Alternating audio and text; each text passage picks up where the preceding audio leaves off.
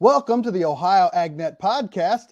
I'm Matt Reese, editor of Ohio's Country Journal, joined by Dusty Sonnenberg, who is always top tier. And today we have Mike Estadt with Ohio State University Extension, and we're going to be talking about everybody's favorite topic, carbon. So first off, totally changing the subject from carbon, I assume you fine gentlemen watched some of that football game last night and maybe a little heartachy today. What are your thoughts? Well, I generally have a good friend, John Grimes, you might remember, was a beef specialist. He and I always text back and forth every game. And, I didn't text him last night. I just kind of was too intense of a game from the beginning. And I'm afraid that I might have to do that buddy check on him today. He's pretty intense Bengal fan. And I'm a little testy on it today. He may have something to say about a couple of those calls. The one they got right, they got it right. But it's the ones they missed that I'm upset about. Isn't that how it goes? Yeah.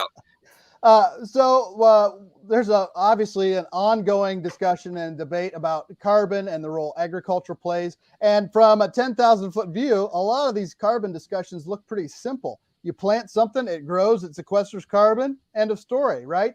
But when you start getting into the details, it is definitely not simple. What are some of the discussions going on right now in terms of carbon, and how is that evolving as we see economic changes and everything else going on out there? Well, I think when it first kind of came on the scene here, it's probably been about 3 years ago that it really first started up. It was all about the carbon credit and the offset market. So it was, can we contract with farmers to do practices that sequester carbon in the soil so that we can go out and take that sequestered carbon and sell it to folks that are wanting to offset their current emissions. And so, at first it was not a big uptake on it. But after about 3 years, there are folks out there that have signed up. I know several here in the vicinity, and they've done it for different reasons, but that the offset market is still out there. It's changing. I know with Indigo, I was in some meetings about 3 weeks ago, and we were talking with them about all the new programs that are coming out.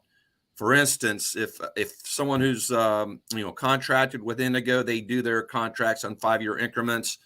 If sometime during that period of time they want to go into the carbon smart commodities programs that have been recently announced, they have some flexibility within their program to allow you to opt out, I guess is the term I would use. So if you're being paid for the carbon credits in the soil, but you're also getting paid for low carbon corn or low carbon soybeans, see, there's, I think, some duplicity there. Indigo's recognize that, and they're giving their folks some flexibility on those programs. Mm-hmm. Well, and it's a real combination of a number of things working together, and in terms of government, private industry, farmers, agribusiness, all this. Big picture, though, it's important to look at the outcomes and and some of those practices going in. What do folks need to go from a 10,000-foot view there? Yeah, there's probably been a lot of those folks that have done what I, like you say, are the practices. So, several companies, are paying you what it generally comes out to be $3 to $6 an acre. So no-till and cover crops being the two most prevalent things. And those are pretty simple. You just say you're going to do it. They pay you at the end of the year. But then there's the programs more like the offset markets that are truly selling a high quality carbon credit. So you're looking at a long-term contract. You're going to look at soil testing, all that verification that's going to go on so that the buyer of those credits really feel good and can feel confident that the carbon's being sequestered.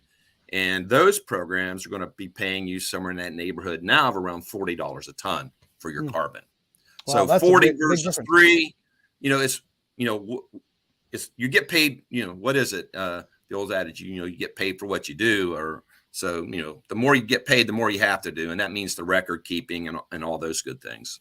Mm-hmm. There's a lot of different directions to dig into this, just in that sense with who the brokers and buyers are. And there's so many. Matt, probably before we get too far into the weeds with carbon markets, we should highlight some of the other things that are going to be on the podcast today. Yep, we've got a couple interviews from back at the Ohio Grain Farmers Symposium. Really good stuff. Paul Bertels gave a really nice overview of biofuels. Biofuels is another one of those things that's constantly changing and evolving.